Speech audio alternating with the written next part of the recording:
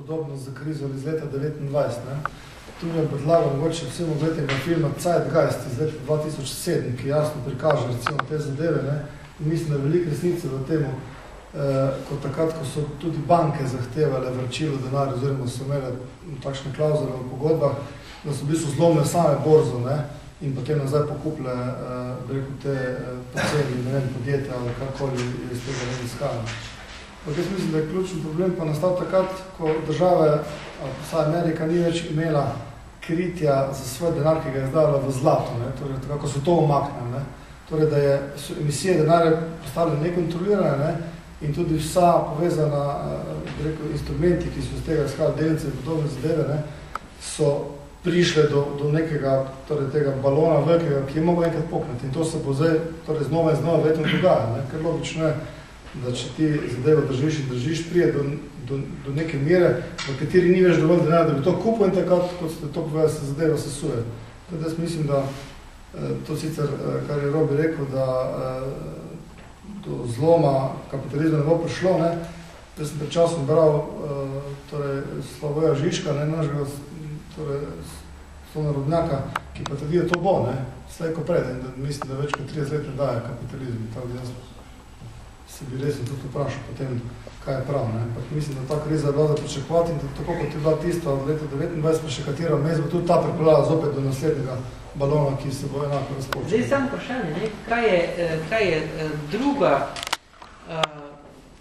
kaj je nadaljevanje tega zlomljena, kaj je alternativa kapitalizmu, ne? Ali je to neka evolucija kapitalističnega sistema v nek bolj human, bolj socialni, bolj tak sistem, ne? Ki je spet vprašanje, ali je to revolucija, ne rečemo, država ali pa nekdo bo prevzel vzvode in bo spet ustvaril nek nov sistem, ne? Ja, zaključek tega filma je, ne, ki je mogoče danes še, bi rekel, tako nedomljiv, ne, ampak je, da želi nekdo ustvariti neko enotno vlado, ne, ki bo vladal nad vsem, kar je tukaj, da bo lastnik vsega tega, ne. To mogoče se še to zdaj ne bo kar jutro zgodilo, ne. Ampak vprašanje je pa res, ali ni mogoče nek končni izid po temu, da bi res nekdo vse to obladoval. Zdaj, mi smo lahko pasivni kot posamezniki, ne? Pomeni, dajmo se prepustiti temu, nekdo bo že rešil vse za nas, ne? Ampak cena za to bo naša duša, po domače povedano. Bomo hudiču predali dušo, zato ker bomo dali svojo svobodo, odvisnost, bomo pravzaprav zamenjali z neko še večjo odvisnostjo, ne?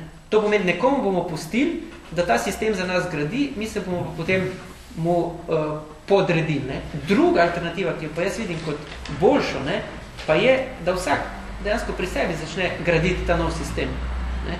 In potem ne bomo rabili nekega sveta modrecev, ali ne bo to enotna država, mislim, ena skupna vlada svetovna, ne? Ampak bo vsak pri sebi približno vedel, kak sistem mora peljati skozi življenje.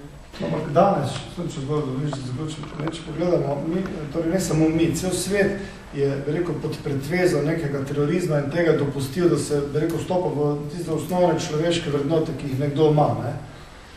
Zadeva pa še, bi rekel, temu primerno bolj prihojajo v bistvu mediji, ne? Ki so pa glavni krivci za vse skupaj. Ne? Jaz mislim, da je bilo v štartu potrebno, ne vem, neke kodekse spostaviti, v kateri bi mediji dansko poročali o zadevi objektivno, ne pa subjektivno kot danes, ne? Ker se v krizi piše in na prvi strani vsega časopisa vidim naslov ne kupiti stanovanje, ker bo ceneje. Ja, kaj to pomeni? Da bomo zdaj vsi čakali, da bo stanovanje vredno 1 evro? Torej, to je zdaj vprašanje, da mediji nimajo mire, kdaj recimo nehati za neko... Je pa zdaj vprašanje, pogledajte, mi smo pa porabniki tega, ne? Če bi mi bojkotirali medije, ne kupuješ medije, ne bereš, te rakave substance ne bi mogli prodati. To je največji paradoks.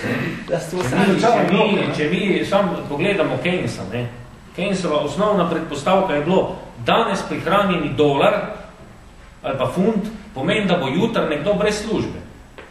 In to še vedno drži. Ampak zakaj to drži? Zaradi tega, ker se mi s tem nismo sposobni soočiti. In recimo, kaj se dogaja v Sloveniji, posojilna aktivnost bank je popolnoma zamrla. Jaz sem celo zadnjič bral, sicer ne vem, če je res, ampak direktor Heliosa pa direktor Mercatorja sta napadla bančnike v takšnem jeziku, da kaj takega še v življenju nisem vedel in slišal.